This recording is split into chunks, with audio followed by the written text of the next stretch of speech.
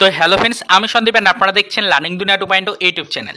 তো ফ্রেন্ডস, আবারও কিন্তু আপনারা যারা সংগঠক শিক্ষক নিয়োগ প্রক্রিয়ার সাথে যুক্ত চাকরি প্রার্থী রয়েছেন তাদের জন্য সপ্তাহান্তে সরাসরি নবান্ন সূত্রে উঠে আসলো বিশেষ একটি অফিসিয়াল সুখবর। আজকের এই ছোট্ট ভিডিওটির মাধ্যমে আপনাদেরকে সেই অফিসিয়াল আপডেটটাই কিন্তু দেখানোর চেষ্টা করব। তো সেক্ষেত্রে মনোযোগ সহকারে ছোট্ট এই ভিডিওটিকে লাস্ট পর্যন্ত দেখার চেষ্টা করুন। অলরেডি আপনারা সকলেই জানেন রাজ্যে কিন্তু ওবিসি সার্টিফিকেটের ভ্যালিডেশন ইনভ্যালিডেশন নিয়ে কিন্তু একটি সমস্যা ক্রিয়েট হয়েছে, যেটা নিয়ে কিন্তু ইতিমধ্যে একটি আপডেট দেওয়া হয়েছে বা একটি রায় ঘোষণা করা হয়েছে সরাসরি কলকাতা হাইকোর্টের পক্ষ থেকে। ওবিসি সার্টিফিকেটের ভ্যালিডেশন ইনভ্যালিডেশন নিয়ে কিন্তু যে জল্পনাটা নতুন করে তৈরি হয়েছে সেটার এগেনস্টে গিয়ে কিন্তু ইতিমধ্যে কলকাতা হাইকোর্টের রায়কে চ্যালেঞ্জ করে সুপ্রিম কোর্টে মামলা করার সিদ্ধান্ত নিয়েছিল বর্তমান রাজ্য সরকার। সেই আপডেট আপনারা সকলেই কিন্তু জানেন।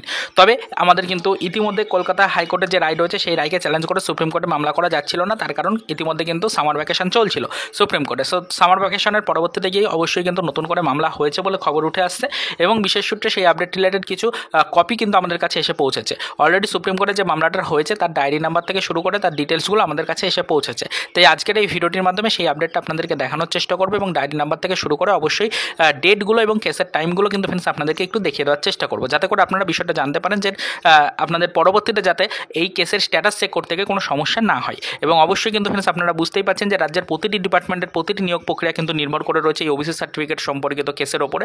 সে কারণে কিন্তু অবশ্যই অর্গানাইজার টিচার বা সংগঠক শিক্ষক নিয়োগ প্রক্রিয়ার চাকরি প্রার্থীদেরকেও কিন্তু এই কেসের ওপর নজরদারি রাখতে হবে।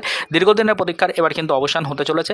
অবশ্যই কিন্তু ফ্রেন্ডস কলকাতা হাইকোর্টের রায়কে চ্যালেঞ্জ করে সুপ্রিম কোর্টে মামলা যেহেতু হয়ে গেছে, তো সেক্ষেত্রে চাকরি প্রার্থীদের জন্য আগামী দিনগুলোতে বিশেষ কিছু সুখবর আসার একটা সম্ভাবনা কিন্তু থেকেই যাচ্ছে। তো চলুন বেশি কথা না বাড়িয়ে আমরা চলে যাই সরাসরিভাবে অফিসিয়ালিভাবে আসা সেই কপিটার দিকে। তো দেখুন ফ্রেন্ডস, ইতিমধ্যে আপনাদের সামনে আমরা তুলে ধরার চেষ্টা করছি কপিটা। দেখুন অনস্ক্রিনে কিন্তু কপিটা আপনাদেরকে দেখানোর চেষ্টা করলাম। ডায়েরি নাম্বারটা উল্লেখ করা রয়েছে। দেখুন বলা হয়েছে the state of West Bengal versus Amalchandra Das.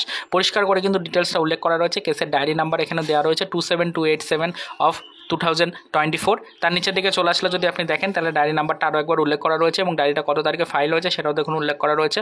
File on 18/6/2024 তারিখ। এখানে দেখতে পাচ্ছেন যে 4:59 PM কিন্তু আপনাদের এই ডায়েরিটা কিন্তু অ্যাকসেপ্ট করা হয়েছে। ডায়েরি নাম্বারটা দিয়ে দেওয়া হয়েছে, ফাইল নাম্বার দিয়ে দেওয়া হয়েছে, সব কিন্তু ডিটেলস এখানে উল্লেখ করা রয়েছে। তো পরিষ্কার বুঝতেই পারলেন যে ইতিমধ্যে সুপ্রিম কোর্টে মামলা দায়ের করা হয়েছে আমাদের রাজ্য সরকারের পক্ষ থেকে। তো সেক্ষেত্রে এবার চাকরিযোগ্য প্রার্থীদের কিন্তু আর চিন্তার কোনো কারণ নেই। আগামী দিনগুলিতে খুব শীঘ্রই কিন্তু এই ওবিসি সার্টিফিকেট সম্পর্কিত জট কেটে যেতে চলেছে। তারপরে গিয়ে নিয়োগ প্রক্রিয়ায় আবারও কিন্তু জোরতোর কার্যক্রম শুরু হতে চলেছে। তো এই হচ্ছে এই মুহূর্তের বিশেষ আপডেট। সপ্তাহান্তে এই বিশেষ আপডেটটি আপনাদের দেখানোর চেষ্টা করলাম। পরবর্তীতে অবশ্যই এই বিষয়টার উপর নজরদারি রাখবো। যখন যা ইনফরমেশন আসবে অবশ্যই সেটা নিয়মিত আপনাদের কাছে আমরা পৌঁছে দেওয়ার চেষ্টা করবো। তারপরে তো এই পর্যন্তই। চলুন দেখা হবে নেক্সট ভিডিওতে পরবর্তীতে অর্গানাইজার টিচার রিলেটেড কিছু আদার্স অফিসিয়াল আপডেটের সাথে।